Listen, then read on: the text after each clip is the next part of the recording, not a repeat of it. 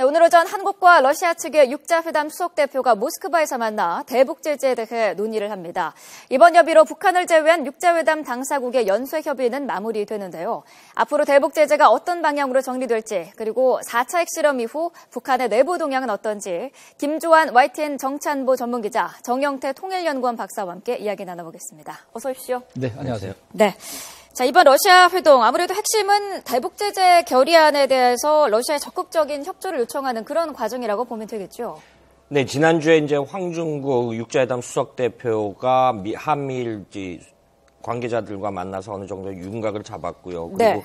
이번에 러시아로 가서 오늘쯤 우리 시각으로 오늘 오후쯤 아마 오찬을 같이 하면서 이게 양국의 이제 이런 북핵 실험에 대한 입장을 조율할 거로 보입니다. 그런데 네. 러시아가 지난주에도 러시아는 이제 미국과 이 부분에 대해서 논의를 했어요. 그리고 일본과도 논의를 했는데 이제 러시아는 좀 신중한 입장을 보이고 있고 네. 명확한 입장 표명을 아직 안 하고 있는 그런 상황입니다. 네, 말씀하신 것처럼 러시아도 중국처럼 지금 미온적인 태도를 계속 유지를 하고 있는데 어느 정도 협조를 이끌어낼 수 있을까요?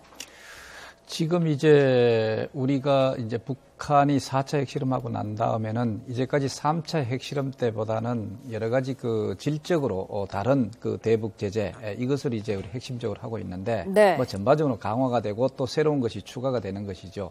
그래서 이러한 그 바뀐 데 대해서 러시아로 하여금 적극적인 어떤 지지를 받아내는 것이 관건이라고 볼 수가 있죠. 네. 뭐 그럼에도 불구하고 러시아는 상대적으로 그 미국과의 어떤 그 관계라든가 이 동북아에 있어서의 그 또 러시아의 아주 독자적인 자기들의 역할 이런 그것을 그 감안을 해서 상대적으로 보면은 그 북한하고 뭐 중국하고 정도는 아니지만 그래도 좀 친밀한 이런 그래도 북한을 상대적으로 이해하는 그런 국가로서 이제 일단 인식이 되거든요. 네. 그렇다면은 어느 정도 사실은 그 한미일이 원하는 그런 정도까지는 적극적으로 나오기 어렵지 않겠느냐. 그래서 상당히 좀 미온적으로 나타나는 그런 이유가 네. 바로 여기서 나온다고 볼 수가 있습니다. 외부 환경을 봐도요, 지금 한미일은 입장이 같은 자세를 보이고 있지만은 네. 역설적으로 지금 중러 관계가 2013년 시진핑 체제 그리고 푸틴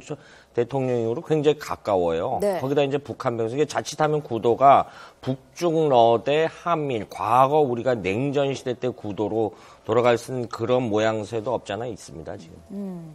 자, 이런 가운데 지금 미국은 계속해서 중국을 설득하는데 총력을 기울이고 있습니다. 토니 블링컨 국무부 부장관에 이어서 내일은 그 베이징을 이제 토니 블링컨 국무부 장관이 방문을 하고 27일에는 존 케리 국무장관이 직접 방문을 한다고 하는데 어느 정도 성과가 있을 것으로 예상할 수 있을까요? 그래서 이제 어느 정도 이것은 사실 말하기가 좀 어려운 것이 네. 중국의 입장 자체가 어느 정도 그 변화를 보일 것인가 하는 것인데요.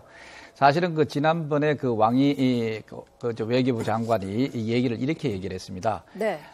기본적으로 그 유엔 안보리에 있어서 그 새로운 대북 제재 여기에 대해서는 동의를 하지만 그렇지만 한반도에서 남북한의 대립을 그 부추기거나 네. 아니면은 한반도를 다시 혼란스럽게 하는 데 있어서는 반대한다. 이런 식으로 얘기를 하거든요. 네. 자, 그럼 한반도의 혼란을 부추긴다. 이런 것은 뭐냐고 한다면은 앞으로 뭐 김정은 정권의 어떤 그런 붕괴라든가 네. 이런 것을 통해서 뭐 급변 사태가 일어난다든가 그것으로 인해 가지고 한반도 현상이 바뀌는 그런 것을 원하지 않는다. 이런 정도거든요. 네.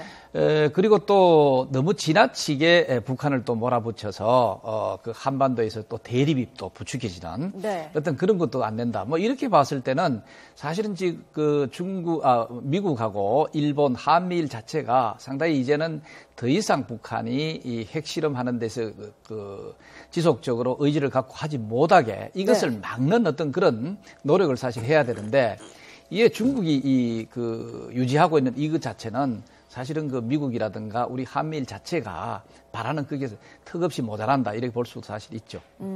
중국이 그렇다면 북한의 붕괴를 원치 않은 건 확실한 것 같은데 왜 그런 걸까요? 속내는 어디에 있을까요?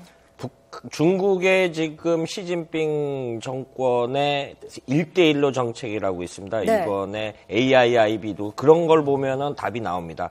그러니까 중국은 기본적으로 관방이라 그래서 핵심 이익 지역이 항상 안정을 해야 되거든요. 네. 혼란이 오면 중국의 고기기가 그래서 이 중국의 뒷마당이라고 하는 중국 입장에서는 러시아나 이른바 중국식 입장에서는 한반도가 조용해져야지만 그 바탕하에 서방으로 나갈 수 있거든요. 그것이 네. 1대1로 전략 그런데 그리고 이제 중국이 이제 좀 작게 보면 북한이 붕괴하면 난민 사태라든가 이런 것이 동북 삼성이 위태로워지고요. 네. 이런 부분이 있기 때문에 중국은 어쨌든지 간에 이 일본도 마찬가지입니다. 한반도의 현상 유지 이런 상황으로 갈 개연성이 그렇죠. 그런데 이것이 이제 이번 안보리 결의안이 굉장히 좀 늦어지는 상황에서 네. 북한이 어떤 형태로든 우리의 확성기를 빌미 잡아서 뭐 작은 형태로도 도발을 하게 되면요. 이거는 우리는 분명히 내부적으로 북한이 도발했다고 해서 북한의 책임론을 물어야 되지만은 국제사회는 그렇게 안 보거든요. 양측이 잘잘못을 떠나서 앞서 정 박사께서 말씀하시는 한반도의 긴장이 완화돼야 된다. 이게 과거 천안함 이후에도 이런 상황이 굉장히 패턴이 같은 양태로 보여지기 때문에 네. 이 국제사회의 입장은 우리가 원하는 만큼 그렇게 녹록치는 않다고 봐야 되겠습니다. 네. 자, 이런 가운데 이란이 핵을 포기하면서 국제사회 이란 경제 제재가 풀리지 않았습니까? 이런 걸 봤을 때 북한도 같은 과정을 거칠 수 있을 것인가가 관심인데 어떻게 보십니까? 저는 이것은 이제 시간적인 문제라고 볼 수가 있죠. 지금 많은 학자들이 또 전문가들이 얘기하기를 북한에 대해서는 이 대북 제재 자체가 효율성이 사실은 없다. 네. 지금까지도 오히려 제재하고 있는 와중에 더 1차, 2차, 3차, 4차 핵실험을 강행을 하고, 그 다음에 여기에 대해서 또 장거리 미사일 이런 수준인 이런 운반 수단조차도 굉장히 발전시켜 나가는 그런 우를 범했다. 이런 식으로 판단을 하는 경우가 있는데, 네. 저는 개인적으로는 그렇지 않다고 볼 수가 있습니다. 이게 이제 제재라고 하는 것은 어느 한 1, 2년 정도, 어느 순간에 이것이 결과가 나오기는 사실 없습니다. 네. 이란만 하더라도 적어도 한 36년, 37년 정도 오랫동안의 시간이 걸렸다고 볼 수가 있고, 네. 이 외에도 남아프리카 공화국이라는 데가 있습니다. 소위 아파테이드 정책이라 해가지고 여러 가지 인권 문제가 되죠. 인종차별 문제. 이것으로 인해가 결국은 자기들이 보호하기 위해 가지고 핵을 개발하기 시작했다는 거죠. 네. 그때도 이러한 반아파테이드 정책이라든가 이런 제재를 적극적으로 가함으로써 결국은 백인 정권이 손을 들게 만들었습니다. 그것도 상당한 기간이 걸렸습니다. 자, 그렇기 때문에 궁극적으로 북한이 핵을 폐기하게 만드는 데는 이 제재 방식밖에 없다. 오히려 이걸 말고 이 대화를 거기에서 섞어버리게 된다면은 북한이 핵은 핵대로 개발을 하고 그 다음에 자기들이 또 여러 가지 우리 대화의 어떤 그 자체를 네. 사실은 좋은 핵을 개발하는 환경으로만 이용해버리는 그런 측면이 사실 있습니다. 그렇기 때문에 우리가 상당히 인내심을 가지고 소위 육자 회담 북한을 제외한 이 국가들이 네. 그래도 지속적으로 한결같이 이것을 유지해 나가는 것이 제재의 상황을 유지해 나가는 것이 네. 그래도 효율적이라고 볼 수가 있습니다. 네. 자, 이번에는 북한의 내부 상황도 짚어보도록 하겠습니다. 김양건의 후임으로 김영철 정책총국장이 임명됐다는 소식이 전해지고 있는데, 자, 먼저 김영철의 성향을 알 수 있는 과거 발언 먼저 들어보도록 하겠습니다. 확성기 방송이나 비라설포는 우리 측 지역에 대한 노골적인 심리전입니다. 놈들의 무모한 도발은 기필코 값비싼 징벌을 받게 될 것입니다. 네. 자, 김영철의 과거 발언 들어보셨는데 상당히 강경파로 알려진 인물이죠? 네, 여러 가지 굉장히 많이 있죠. 대표적인 게 2014년 미국 소니사 해킹 사건의 배우 인물로 지목해서 사실 제재 대상입니다. 이 사람이. 네. 제재 대상인데 유엔 안보리 차원에서도 제재 대상 인물 중에 하나인데 정찰총국장을 대남 통전부장을 시켰다.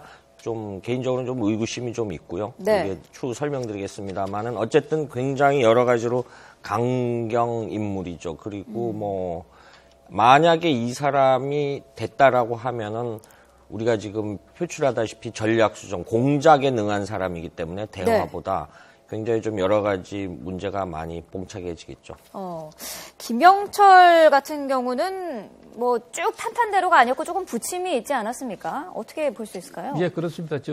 일단 김정일 국방위원장이 사망하고 난 다음에 네. 바로 이제 김정은 체제로 들어오면서 대장을 달기 시작을 했거든요. 네. 또 대장을 달았다 상장으로 내려갔다 또 다시 대장으로 오고 뭐 이런 식의 이제 부침을 겪은 것은 뭐 그렇다고 해가지고 김영철 혼자만 그런 것이 아니라 군부 인물들이 이 부침을 네. 겪는 어떤 그런 형태로 그 특성을 보였습니다. 네. 그러나 어떻든 이 김영철 자체가 통일전선 부장이 된다는 것은 여러 가지 차원에서는 적합하지 않은 것 같아요. 네. 북한 내부의 어떤 그런 특성으로 봤을 때.